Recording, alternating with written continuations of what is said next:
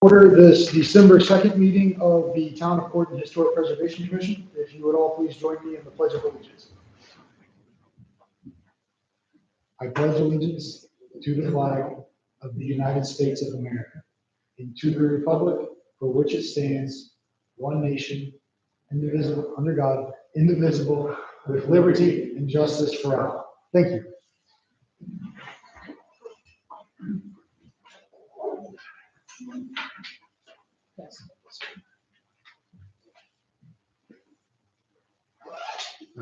The first item on our agenda is the approval of minutes from the last meeting. Has everyone had a chance to review those? Last two meetings. Oh, okay. September 2nd and November 4th.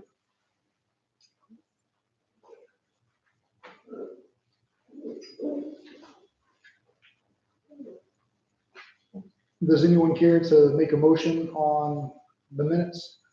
I make a motion to approve as presented. Second. All in favor? And I as well. Motion passes, the minutes are approved. Mark, should I sign these drafts? Yes. Angie, can I borrow your pen, please?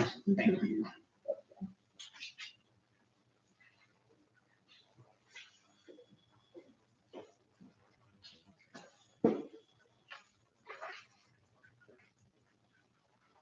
You don't want to now do it faster. You want me to do it? I was gonna ask Angie too, since I'm right with her pen here.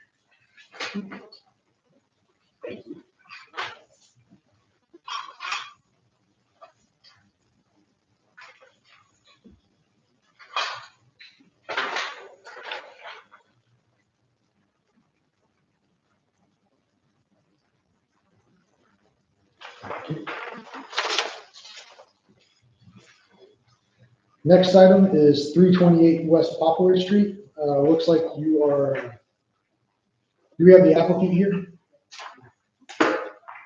And you're Ricky? Yes, sir. I'm Adam Burkhardt, and are you the owner of the property, Ricky? Yes, yep. Yeah. You all are wanting to build a new garage? We want to do an addition onto the front of an existing structure ground, yeah. Okay. And beyond what you presented to us, what would you like us to consider, or what else would you like us to know? I'm not sure that there is anything, more to note than what the drawings I've put there and everything. Is this for the business? Yeah, so this is for my business, 819 Car Audio. It's gonna help us expand and let us be able to fit cars actually in our building so we can work on them. We had a big hit during the hailstorm that happened recently, so that caused a lot of damage and made us think, okay, we want to get stuff inside, so. Sure. So you're doing car audio? Yes, sir, yeah, car audio and automotive accessories in general and automotive repair. Gotcha. Laura, do you have any thoughts on this application? Just so you can clarify kind of what materials you've been using, what would be the exterior? So it would be metal with with wood framing, and it would be the same color scheme as the house, which would be just white metal with black accents. And our property recently got like the siding and stuff redone on it from the hailstorm, so it was already white, but it was all white. Now it's white with black accents and black shutters. So this would be the same design, but with metal.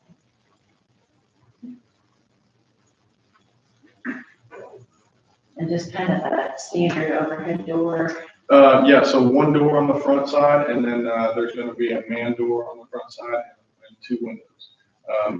The door on the front, we were thinking of, I think it was 12 by 10 or 10 by 10, so a taller door. I think it was 10 by 10 on the door. Right, okay. And so I know we have your house is very contributing, so the house itself is historically relevant. Your existing garage, Laura tells me, is rated as a non-contributing structure, which means the rules aren't as strict for it. Laura, I'm curious your thoughts just on the proposed sketch. Are we within the general scope type requirements, like size and scope and all that, or is there anything else you would like to see that you think might be practical for an applicant? I mean, in terms of the guidelines for accessory structures, this is not impacting a historic accessory structure, so it's consistent with the guidelines in that. It's being placed in a side yard rather than, on front of the main building or anything like that. Sure. So that's appropriate. It's big in scale compared to the existing garage. But I think in terms of the scale, the house itself is pretty good size, so it's not gonna dwarf a house or anything like that.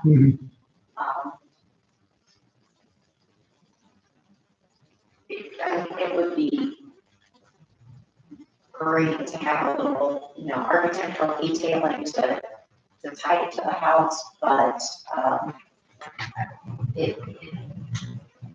don't know that is critical. And, it's also something that could be removed in the future, and, the next owner of the house doesn't want a building of that scale, and it wouldn't impact the house itself, so. One other question I did have, is this gonna be closer to the road than where the house is? Yeah, it'll be slightly closer to the road than the house. But it is 15 feet off of the roadway, which is. You know how far your house sits off the road? What is it? You know how far your house sits off the road?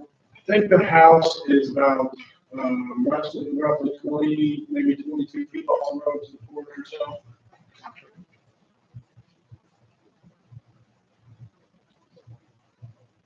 Fifteen is setback.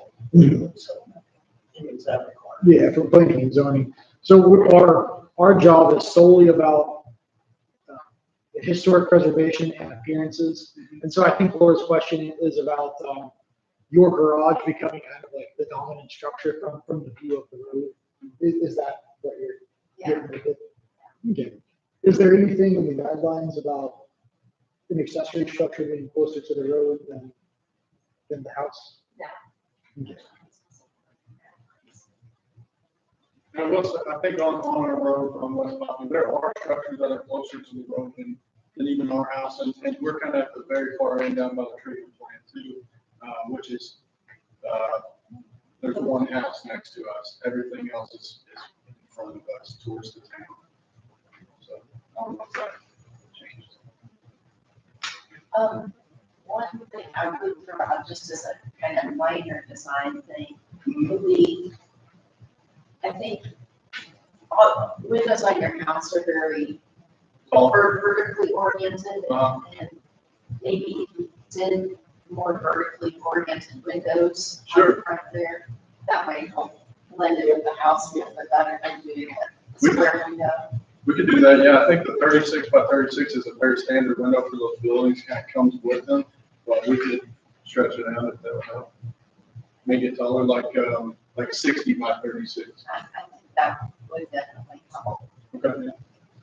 Ricky, what I was gonna suggest, so I'm just speaking for myself, we all vote, on our own. My desire would be to approve your project, just subject to you talking to Laura and following her advice if practical and cost effective. I wouldn't be trying to dramatically increase your cost, but Laura is basically an architectural expert, and I would think that the things she would suggest would also just help tie the structure into the property, which may wind up being good for the market value and making the whole thing look a little more cohesive. Certainly, she can give you advice that will make it look better sitting next to your house, which our whole job is about the aesthetic appearance of the structures in town. So I think that would be very useful, not asking you to necessarily shell out a bunch of extra money or anything, but just to the extent that Laura had advice that was practical and that you could follow it. That would be my hope for the project. Absolutely, yeah, we can definitely work and do whatever's needed, as long as we have the money where we can do it, yeah. Should be, that's nothing, the windows is very simple, I mean, I'm sure we could call the guy who's I'm working on it, and you can set that up, no problem. Angie, do you have anything else? Yeah, but this is the same token is that, as you mentioned, that the structure is not in the guidelines to be acted on. I'm sorry, I thought I was following you there, but anyway, just that, just the same token, I don't want you to dish out extra money just to kind of match the house whenever you mentioned that structure, and not really in the guidelines to follow the historical society of that, so, I'm always thinking about money and stuff too, so, but yeah. Since it's a non-contributing, it's in addition to a non-contributing structure, so we don't, it's not subject to the historic preservation requirements for contributing historic structures. It's just subject to the much smaller set of regulations about shape and scope and size.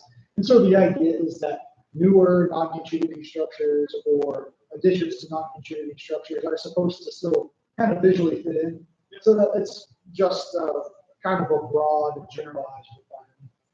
Makes sense. Everything else. I was more or less, because it was a sketch as opposed to like the materials that she asked about. The color scheme was already considered, so that was like two big things that I was wondering about.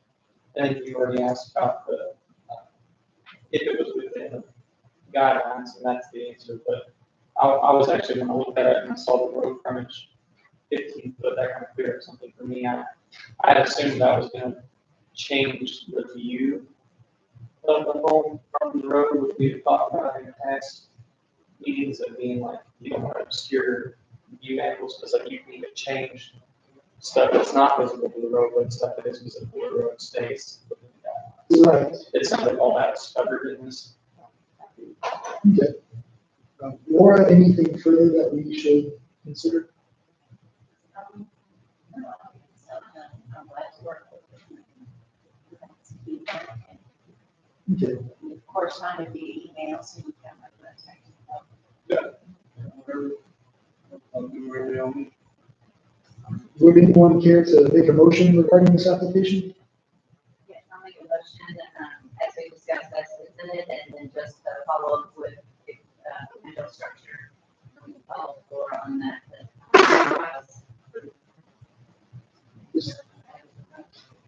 Is there a second? I'll second. All in favor? And I as well. So Ricky will, you'll get your certificate. The next thing will be probably planning and zoning. And then just please get with Laura about minor tweaks that would be recommended from the historic. Okay, absolutely. Thank you, Ricky. We appreciate you coming in. Yeah, thank you. Thank you. When should I get with you guys about the planning? Just call me. Awesome, thank you. Thanks for hearing me out. Thank you. Yeah, thanks for coming to talk with us, Ricky. It was good to meet you. Any other comments? Do we have a motion to adjourn? Second. All in favor? I as well. I'm not sure who we're supposed to say. No, No, you're right.